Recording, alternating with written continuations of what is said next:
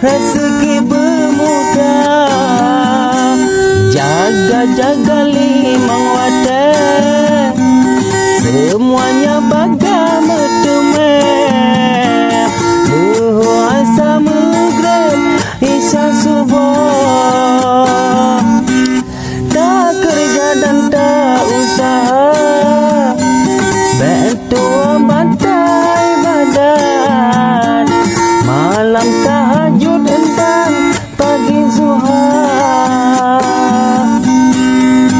Hai adik ngon abang dah sibuk berjalan,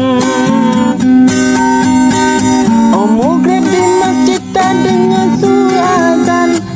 Jangan abaikan menunda kewajiban, mate terus penyesalan. Kami tak nakal, ada hal yang berkah, menjalan kaki sampai salah langkah.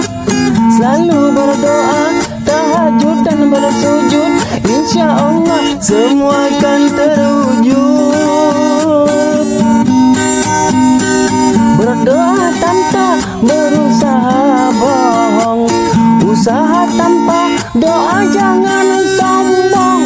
Jaga-jaga lima wadah, semuanya bagai metemeh.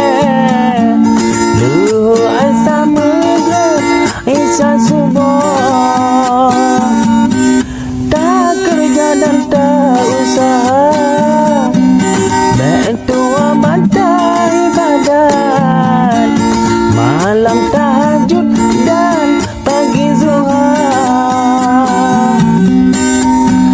Tanpa tak kerja menyohana usaha, mandu mana guna. Menyosabe mendoa namun tanpa usaha, itu sia-sia.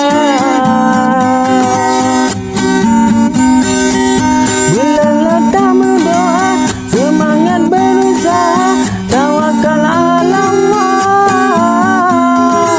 Jarata yang 12 dan melangkah bawah, rezeki bermudah.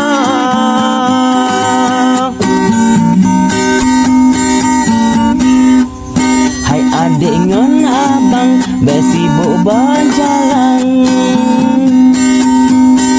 maghrib di masjid tak dengar suazan. Jangan abaikan menunda kewajiban, wadah mati terus penyesalan. Kami tak nakal, ada hal yang berkah, jarongan kaki sampai salah langkah. Selalu berdoa, tahajud dan bersujud, insya Allah semua akan terwujud.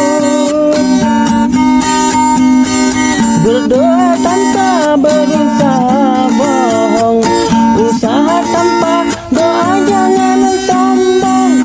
Jaga-jaga limang wadah, semuanya